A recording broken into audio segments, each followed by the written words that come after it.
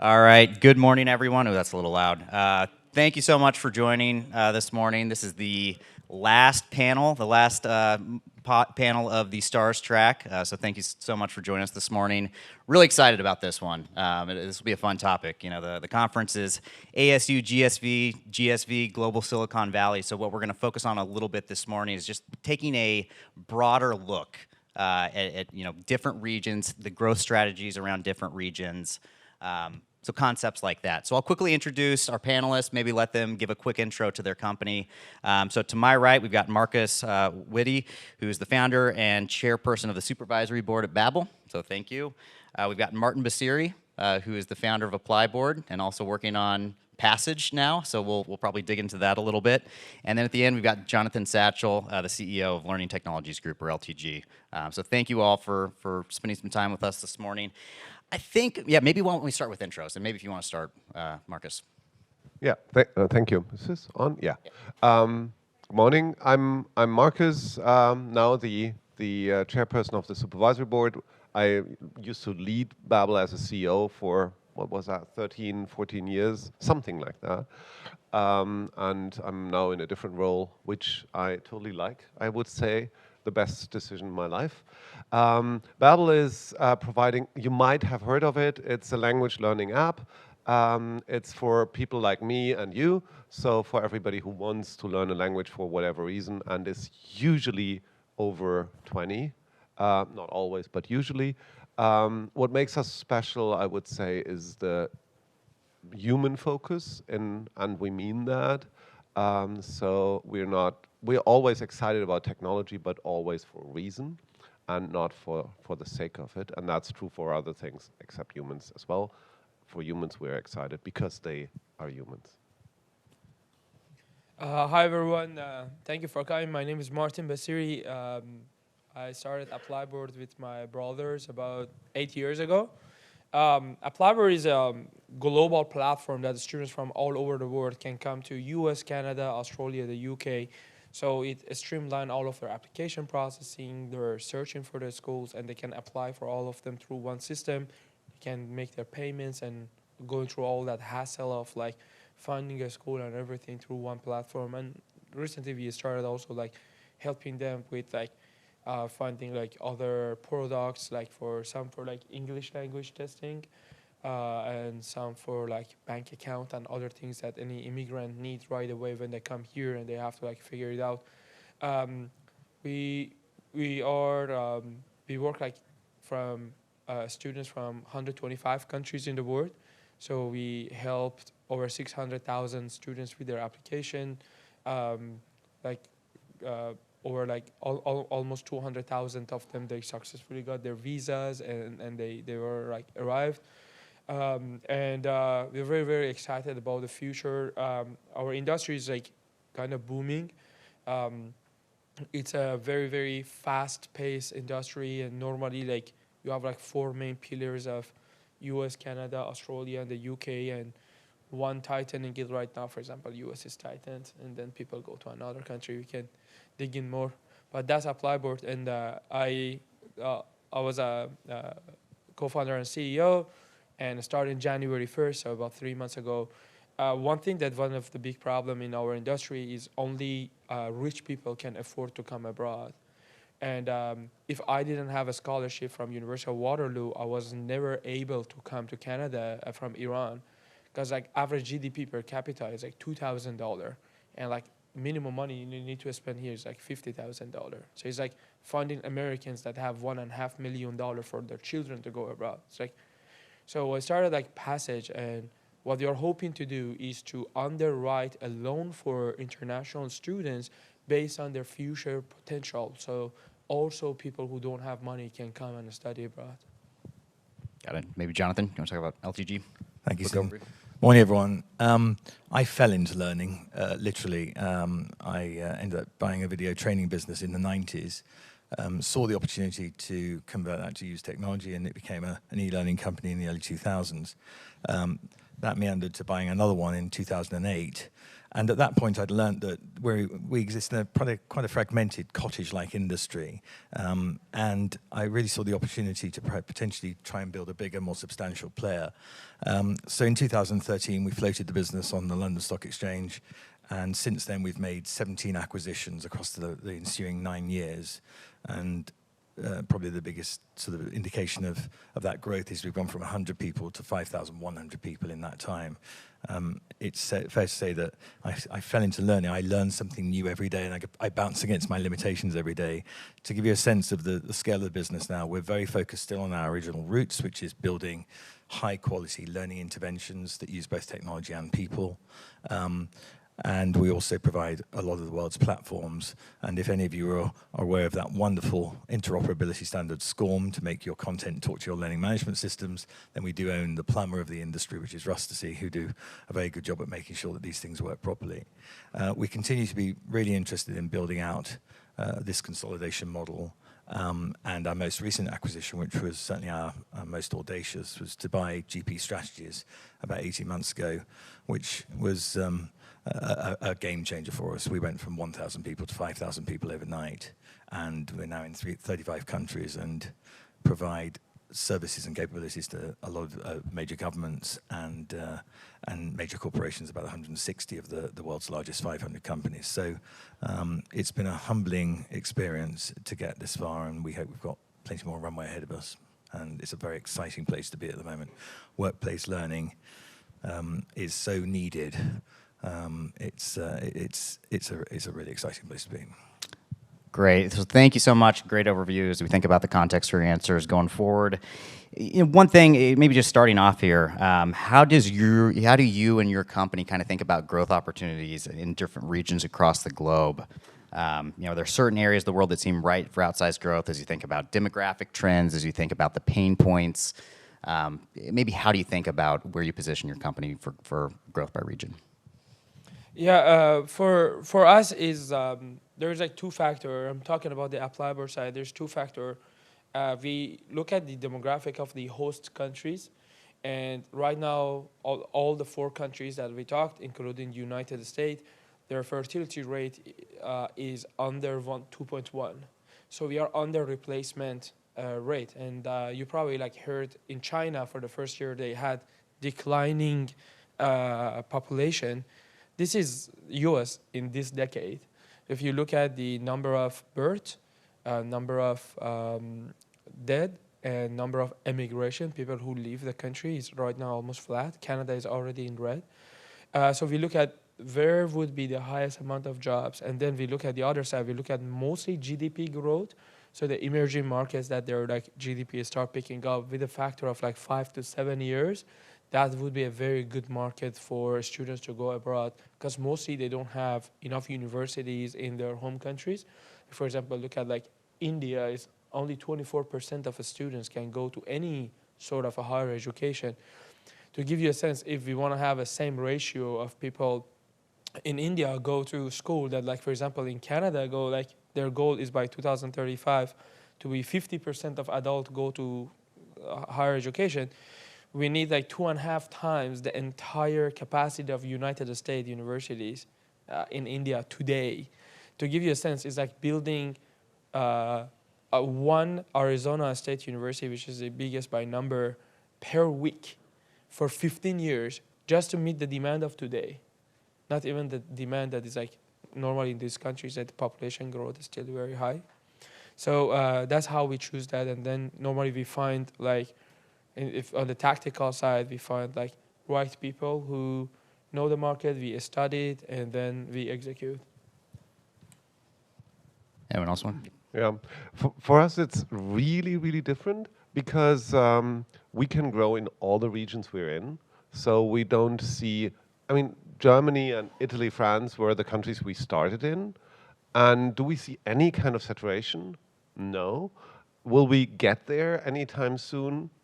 No. So I think we're a sizable company. We're closing into being 1,000 people. We have millions of customers, and still we don't need to grow internationally so much.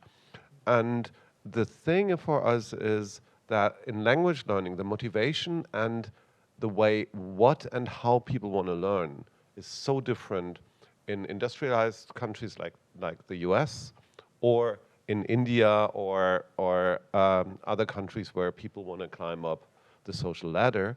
And what we decided to do is first go deep in the regions we're in and extend our product portfolio, because when we want to help people in India speaking better English, which is the main use case, we need more than the app that we have today, and it's a portfolio of products rather than just one, and we're building that before we enter. Just very quickly, I think rather differently from my colleagues, we're much more exposed to macroeconomic trends, and obviously we all know how they've been varying across the world. We've seen China growth slow down, or general APAC growth slow down in the last couple of years. The Western world is remaining more resilient than we expected. I think learning is a much higher priority on the agenda, developing talent within organizations than it used to be, so it's not, so far, we have not seen it be so vulnerable to cost cutting than we did in prior downturns. And I'm also heartened by the latest training industry stats that suggest that organizations are looking to shift more of their spend externally by maybe 1 or 2%. If you look at the market effectively, it roughly breaks down globally to about $400 billion totally, $350 to $400 billion of total spend on learning-related matters by corporates, of which about 100 is spent externally with companies like ours and many others. And they're saying that that might increase by a couple of percentage points of the proportionality. So there's growth there. And I think COVID did us a very big favor in being the initial cause of every company recognizing that they need to invest more in their talent. So, interesting times. Got it. Well, maybe let's think about the higher education ecosystem and the value of a degree. I mean, I think in the U.S. there has been maybe some, there's alternative pathways to pursuing high-paying jobs now with certificates and other things. I think some people are questioning the value of a degree at this point. Data still shows that the return ROI is very high. Maybe take a global perspective, and I know maybe it can be a more personal viewpoint. For Martin, it might be, this is a big part of the business model. How does the value of a degree, how different does it look when you look at different regions? Is there the same questioning of the value as you see kind of in the U.S. market? Yeah, I think rich people always look at value of education far less than poor people, because higher education right now is the highest ROI for poor people to come out of poverty. And a lot of time, you see these comments coming from people that you look at they went to Yale or something and say, oh yeah, so you're not gonna send your daughter and son? Say, no, I'm sending them to college. So it's kind of colleges have not changed a lot, so I'm not defending everything, but at this point, especially in the countries that they're growing, it's extremely valuable. It's part of the culture. You wrote of India, or I'm from Iran, is hugely part of the culture. Even if you want to stay in Iran, even if you go and get a good degree, the odds of you becoming successful still is very low. If you don't get any degree, it's very low. But here, the economy, especially for blue-collar jobs as well, that you can have a lot of alternative jobs that they pay very good. So people, if you're looking at it, for example, in Canada, if even you work in McDonald's, that's good enough to buy, to lease a car and rent an apartment. You're not going to have a very lavish life, but you're not going to die out of hunger. But that's not the case in another country. So unless you are an entrepreneur, you figured out something, or you have a skill that you may develop through art or something, through apprenticeship, an average blue-collar worker is not making even the rent money. So the value of the college for them is very high. But if you look at what colleges used to give, it was a lot of skills, a lot of, especially a lot of content, a lot of knowledge. And knowledge more and more becoming commodity. And I think the last 6 months, all of us, we've seen the acceleration of that through things like ChatGPT, of how much of that knowledge can become really on a spot. You can have every single knowledge. So what has to happen more is soft skills, ability to network, to sell. Just think about how many salespeople exist in all companies, right? and we don't even have a bachelor of sales. We don't have a diploma in sales, right? We don't have any of that because it just shows how much universities didn't change. I predict that universities become a lot like a club. So it's club for you to go and you learn how to learn, you learn how to fail, you learn how to succeed, and you learn friends, and you find your best friends and sometimes your partner for life. And it has to break this 4 year of legitimate that even Department of Science doesn't accept Math 01 from Department of Math. If you tell me like 15 years from now, they can still like go through it and like create that much of funnel and kind of choke people to like one funnel, I doubt it. What do you think that means for the flow of students? You know, if you think about India, Iran, and maybe the younger populations there, the aspiration, like you talked about, sometimes to go to the U.S., maybe some to higher education programs in the U.S. or, you know, maybe some countries in Europe. Do you think it's going to broaden significantly? You know, if you think about it as a club, where, you know, it's an opportunity for higher education, you know, high quality institutions in other countries to maybe start to pull, you know, is it an opportunity for them to grow too, and so that the expansion of flows of students into different countries will change? How do you think about that? I think actually gonna increase, and because right now international education is kind of immigration and education, and more the soft skill comes. Like you don't go like study abroad just because you want to sit in the classes. Like all of those classes probably you can find it on YouTube for free, right? You go because you want to like learn culture from other people. You want to go because you want to like learn the language. You want to taste food. And in a lot of cases, you want to immigrate. And that's the best path. Like universities and colleges today, if you look at how much income immigrant makes 5 years after they enter the country, international students by far are the most successful immigrant. The universities at this point, they're doing the best integration of immigrant to our society than any other format. So as that schools become like more soft skills and more people like see the value, I think it's gonna increase. And with what you said and about the age demographic, it's just, I don't see any other way for countries like US, Canada, Australia, UK, Europe to just continuing having a vibrant economy without letting that flow to just increase. Yeah, I differ in 2 points. One is, who works in a college here in this room? Hands up, or just a few? Okay, who of you thinks that colleges will rapidly change? Oh, one. Very good. I don't. They haven't changed so much in the past, and I think since they're sitting on these degrees that are so extremely valuable, as you rightly pointed out, I don't think they have a lot of pressure to change. They can keep doing what they're doing, and they will. Education systems are very, very slow changing things. That's why we never went into K-12 or formal education as a company. The other thing where I at least would add a perspective is, you said the integration happens through the universities.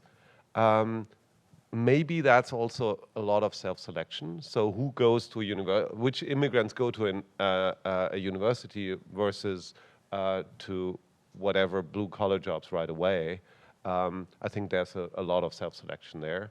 It's not only the effect of universities. I, of course, fully agree that with the correlation, people who go to a college will have a definitely better life. Yeah, on the change, I devoted all of my 2030 to 2040 on this problem. And I think, yes, if it is on them, there's no way they change. But you've seen how fast they all switch when pandemic happened, when it's an external factor. So if someone come with, and I don't know, I have some ideas what that technology or user behavior would be, but if there is an external factor that holds the money, especially with the domestic education population going down, if you if you can influence the flow of the students, universities have to adopt. You know what I'm saying? Like, that's why you started seeing like some of it, like right now, we've seen during pandemic how when they need to change, how fast they can change. But you're right, at this time, there is no factor for them to change. There is no pressure for them to accept even community colleges degrees down the street. Set aside like a global transfer methodology. I think it's gonna go from outside, and then they have to adjust. And I hope so. I really hope so, because like the current way, I think is not that exciting for new generation as it used to be. Because for us, if we needed to learn accounting, that was the only way. Now we can learn accounting on YouTube, right? They better change. Just for context, I was talking with Martin last night, and he laid out his plans through 2050 for me. So he's definitely thinking very far ahead. I don't know what I'm doing next year, so he's definitely thinking far ahead. And maybe want to shift a little bit, just thinking about the importance of language skills. And maybe, Markus, this would be maybe a good place for you to start. I mean, just as we think about the importance of, and maybe this is biased, but you think about the importance of learning English and being able to speak, and the benefit of being able to speak multiple languages. Do you think the ROI has increased for that? I guess, how do you think of the learners that you see on Babbel's platform? Like, has the ROI changed? That's a very, very good question. I think it depends on which language. I think English is table stakes right now for most people, or for very, very many people all over the world. And it's not going to be replaced by automatic translation. We won't speak through machines, or what Douglas Adams called the Babbel fish, or any other instance of that. For other languages, I think that the driving factor is still the mega trend of globalization, which is going on. That means our workforces and also private networks are more and more internationally diverse. And I more and more have everyday contact with people who speak a different language. And the more I can connect with them in their language, and that doesn't need to be the primary language I talk to them. It's, if I meet people who just speak a bit of German, it's so rewarding. It's such a different connection. And I think that's true for everybody, whether your mother language is Parsi or Russian or whatever it is. It's really cool if somebody addresses you in your language, and that is a very, very important social skill. And you said soft skill before. Languages and soft skills are so close together. The more languages you speak, the broader your horizons are, the more you go into real understanding of other people. And that is where we humans will excel for the time being. And that's what we need to be good at. And I absolutely see that increasing over time. I agree with Markus, except for one point. There's no question that having those language skills enables you to connect with people better. And English is table stakes. But I do think that generative AI will make a very big difference to the way you need to communicate in a real-time way when you don't have that language availability to you. And that will probably, to a certain extent, impact on how many people feel they have to have English as a second language because they can get by on a video call if they have to. I just think it'll become very prevalent very quickly. How do you see the impact of like things like music and movies? Especially like music right now, you see like, for example, like on Instagram or TikTok, it's kind of like we are living in a global music right now. It's like it's fascinating, like how a music from Tajikistan like overnight become viral. How do you see that part?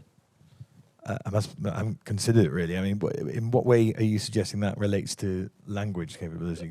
Because you get exposed to, for example, like for example, when I grew up, I didn't have to like listen to English music.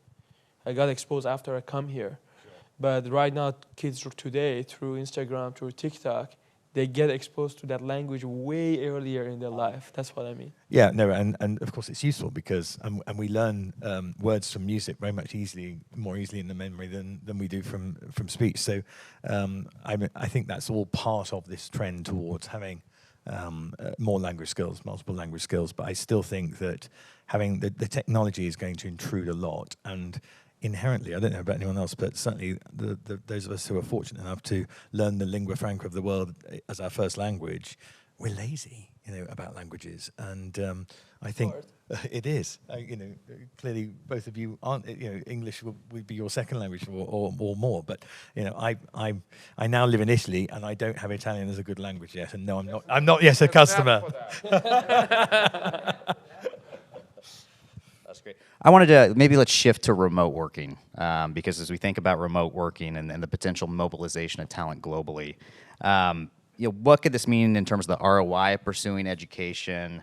When employment opportunities aren't just with the local employer, it seems like we really are starting to see the unlocking of talent globally. And maybe Jonathan, did you want to start on that? Yeah, well, I mean, the point I just left, we gave it to all our staff. We dealt with it very early on during COVID to say, look, the paradigm has changed here, and you need to be able to plan for the future. And we think that we can successfully go to a remote hybrid model, and that's what we've done. And of course, we will adjust and meander our way along, finding better ways of doing and balancing these things. And I do worry, incidentally, about new starters, because we must not forget we're in that honeymoon period now. It must be coming to an end, whereby we're only a few years out of the pandemic, and we had relationships that have been built up face to face prior to going into the pandemic, and we're now sustaining those through being remote with each other.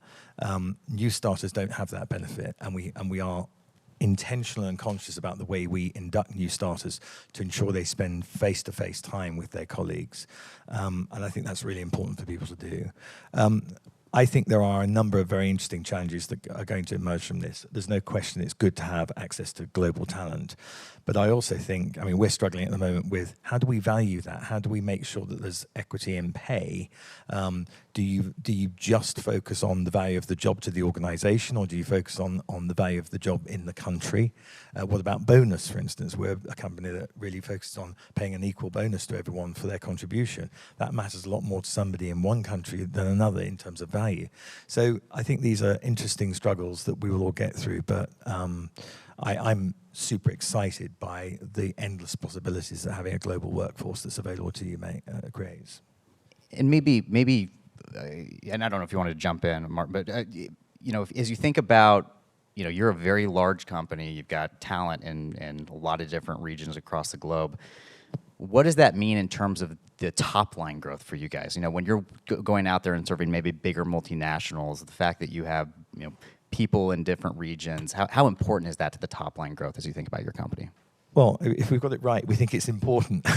we try to design ourselves to look like our global customers, because one thing is for sure, and it comes back to a number of the themes we've spoken about today, people learn differently in different cultures and languages, and if you try and make a one-size-fits-all approach, you are going to jolly well fail pretty quickly. But our customers are in this crisis of needing to roll out a lot of development for their talent very quickly in multiple locations. They have the same situation we're all having in global location of people. They're not always available to them in the office, and so having regionalized capability is really important, and we think that's a big factor to our growth. We have 1,500 employees, and they're in 33 countries. I believe what happened during pandemic really opened opportunities both for talents and the employees. We have cases that people, for example, they were working remotely from one country, and then they actually, because of their job, they're like, oh, I want to move actually to be in person in office. It's still the energy of gathering. So the way that we're doing it, for example, we have an India office, we have a Canada office. Of course, over there, people use the office far more than what we use here. Here, we normally people have a bigger homes in the white collar jobs. They have separate office. Homes are not very small. There is something missing in. I don't call it I'm not trying to talk about the multinational. When, for example, people are working in the other countries, talking about when someone's purely remote. There is the energy and the connection is missing, and we see that the people who joined after the pandemic, the old relation stays, and probably will bring a lot of flexibility, and a lot of people are happy about it. But the new people, sometimes they only see 5 other people. They never like sit down in a coffee shop or in your cafeteria and meet other people. So we see cross-functional things. Sometimes it's very hard. People don't know what the other departments do. They didn't even know like we do such a thing because they're in their bubble. And going back to the thing of like it add extra communication, and then communication means taking time from doing the work. So like if the time that they could sit in front of someone else to learn from their department, when now you need to like send that through video and everything, then people don't watch all the videos. Like you could see like the completion of like, for example, security trainings, how it came down after the COVID because people just don't do it, right? So I don't think we nailed down the final version. A lot of like aspects of the goodness of it, it's here to stay. We have a long way to go. It's exciting though. Yeah. What worries me is that we don't have research, and good research on it. I hear people talking about remote work, remote only, hybrid, whatever, since quite a while. I've never seen good research on it. We are very often talking about solutions. This works for us. We tried this and it kind of worked. And I very, very rarely hear of what are the driving factors, how is this different for people who take care of somebody else, to singles or young or old people. I have some insight from my company and people I talk to, but that's all anecdotal. How is that possible? I mean, everybody talks about data-driven, and we want to work with data and with research and so on. And in this part, I've never heard anybody talk about hard facts, data-driven decisions, or anything like that. How is that possible? That does concern me. I think one of the reasons is even like you see the companies like Apple and Google and Facebook that they did the research, even when it comes to actions, they can't do it that much. So it's like the urgency of they go through that research is not even that much yet because they know they don't have that much of like a leverage over calling it back or something. But the Amazon one, if you look at their press release when they were like asking people, they were like clearly they were saying the innovation, especially hit. The hard thing, I subscribe to what you said. How are you measuring innovation in a company? Like because innovation happens over a long time, but is it like a hype of energy which turns to be tactical and turns to be innovation? It's very hard to measure. It's not like a sales number. There's a KPI for it. Yeah, it still seems like we're in a discovery period of what remote working means in terms of the impact on innovation, on culture, and all that. It seems like it might take a couple more years to really maybe have some good data on it. Wanted to ask maybe some quick hitter questions here. And maybe this is not a quick hitter. It seems like it's been the topic of pretty much every session at this conference, including the last one, which obviously there's a lot of interest in AI, generative AI. And so maybe as you think about the implications for, I guess you can talk about it from your business perspective, from your societal perspective, whatever level you want to talk at. You know, are you optimistic about it, fearful, both? How are you thinking about it?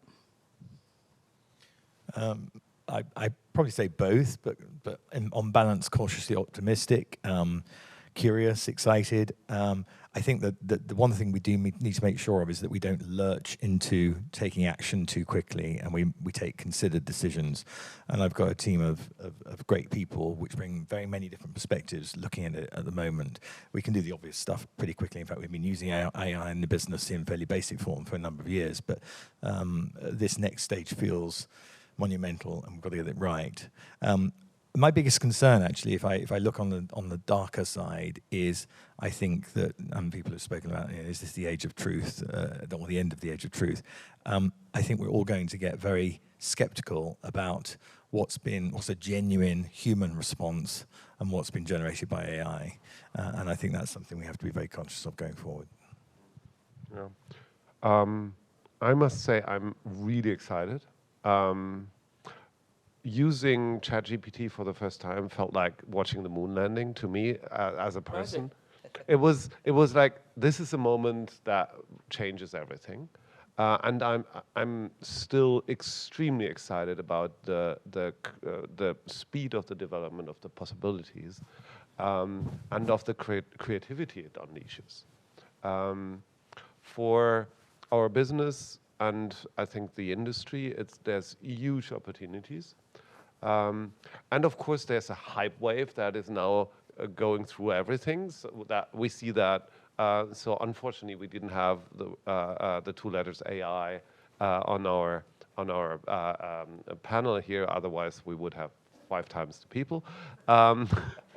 And the same is true for companies. I mean, we built an AI-driven product very early after ChatGPT was available, and we didn't release it because we thought it's not worth it.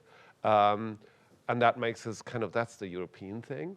Whereas I see a lot of other companies just pushing it out because it sells well and it's a good PR story. I'm concerned in general that we will not be able to steer this technology. We will not be able to safeguard it. It will develop as if it was a force of nature. That is what I'm concerned about. That there's so little steering, and probably it's not possible to steer it. That does scare me for the outer years, like 10 years plus. Oh God. I'm super excited, especially for me. Like writing is my hardest skill, so ChatGPT is like always open. I'm subscribed to like GPT-4, like I'm paying for it. It's like it made my life so much easier. I just have like a thread, like professional email, internal email, all these things that is like I told it like how to write it, like professional write it this way, internal like write it friendly to the point, blah blah. So it's very, very happy. What I'm very, very excited is the impact of AI on education. So the hardest part of online education is engagement. That's why you see, like for example, online courses, the finishing rate is only 4%. This might have changed after the pandemic. This is like data as of 2019, 4%. One of the reasons is not that engaging.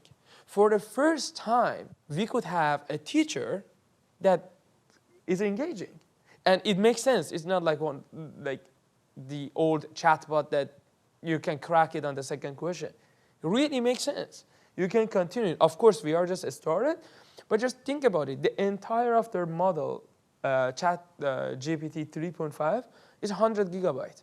You can put that easily on a macro SD and put it on like a $50 tablet and send it to all Africa. Something that powerful can be installed. So imagine the video generation, the personalization it can bring, because there's 5 aspects of education get disrupted. One is access to education. That's what, for example, we do in ApplyBoard. One of them is financial access. One of them is content. One of them is personalization. And one of them is assessment. The last 3 completely get disrupted with AI because like what is like a number 1 thing that we hate about classrooms? Like all the super smart people on that subject, they were getting bored. All the people that they were not as fast in that subject, they were left beyond.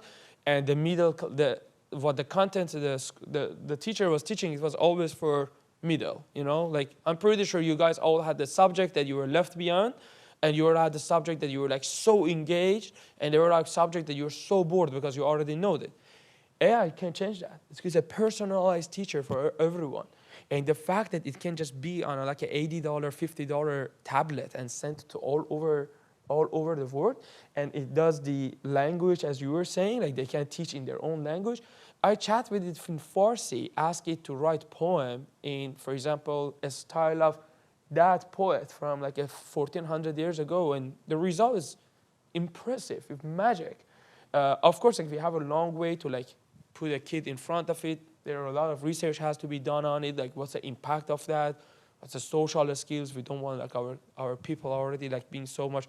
So I'm not saying like every aspect of it is being taught, but we're gonna see this is the next platform. The speed of engagement, the 0 to 100 million broke every single like platform before. This is gonna like completely revolutionize. Just think about assessment. Like we give a same exam today. It doesn't matter, even Harvard University. Like we are talking every single K-12, every single thing. Majorly, we give a same exam to everyone. And it's not even ranking you against the other class. It ranks you between the 30 people. Then we come to the workforce, and we have to compete with the entire world. How did I do my math compared to the student in Vietnam? Because when I go apply for a job, we are competing together. All of these things are going to be completely changed with AI. It's so exciting to me. And I think the cost of education can significantly come down, which the emerging market is going to benefit the most. Very insightful. We've got 10 seconds left here. Just one last quick hitter. I'm an equity analyst. How do you think about balancing growth versus profitability at this point? And has your company's mentality on that changed at all in the last year? I'm probably going to be at the controversial end of this spectrum. I'm afraid I'm old-fashioned. I still believe that old mantra of revenue is vanity, profit is sanity, and cash is reality is very important. And therefore, there is always a balance. And of course, you need to invest for growth, but you need to be thinking about that proportionality. And I watch now with great interest as software companies that have invested very heavily for growth and not looked at that as an overall proportion of their cost base, because all it was doing was chasing the top line, and now having to come to terms with the fact they can't burn cash like that anymore. And once it's inculcated in a company's culture, it's very insidious. It's hard to get out. I think there's a lot of interesting situations. You will not walk around in the next couple of years hearing that the rule of 40, if all of you know what that means, matters more than anything. And basically it means it doesn't matter. You can make numbers between growth and margin add up to whatever you like. So if you're growing at 60% but losing 20% margin, making a 20% loss, then that's fine. You're at the rule of 40, and that's a successful metric. No longer is that quite so relevant. That would be my take on it. Sorry to be controversial. I imagine my colleagues may see it slightly differently. I don't know, but not so much. What I look at is I actually only look at profit, but not profit today, but what profit is the company going to make in the next 10 years? And sometimes, depending on where we are as a company, where the market is, sometimes I can maximize that by growing faster, and sometimes I can maximize it by looking at the bottom line. We traditionally don't burn cash. Babbel never burned a lot of cash. I think the maximum we burned was $500,000. So it's a cash flow positive business. Yeah, I believe I want to build value. I don't want to build an asset for the financial market. I want to build lasting value. And lasting value in the end is free cash flow. It really depends on the problem that you solve. Like, for example, imagine in healthcare, your job is to solve, for example, to find cure for cancer. Your job is to solve this problem and the size of the problem you're solving. But at the same time, as any engineer want to solve a problem, you look at your toolbox. Do I have enough tools? So if the market is so tight and you don't have cash, I don't think you have that much of choice to make, which is what is happening right now today for almost majority of software companies, as you mentioned, that they're yeah, I want to grow because I want to grab the market share, because I want to create then vertical growth. I want to by having so many companies, for example, us, when they have a higher market share, our product exceptionally get better. Because the data get more accurate, things get better, service get better. But then you look at your toolbox to see do I have it or not. We were fortunate, we raised a lot during the time that during 2020 and 2021. But we are very, very more careful because no one kind of knows how long it is. At the end of the story, it's a marathon, right? So you're gonna build it for 20 years. And there's two big cultural facts. You mentioned one that is very hard when you are in a burning mode. You change the culture that right now not burning. Also, this is the other side as well. When you sacrifice the growth for the current situation, it's very hard to bring it back to hey guys, we are growing 40%. Now we're gonna grow 150%. That mindset also shift. So it's very, very balanced. Depends on the problem. Depends on how much cash it is. Who are your investors? What's the timeline to IPO or exit?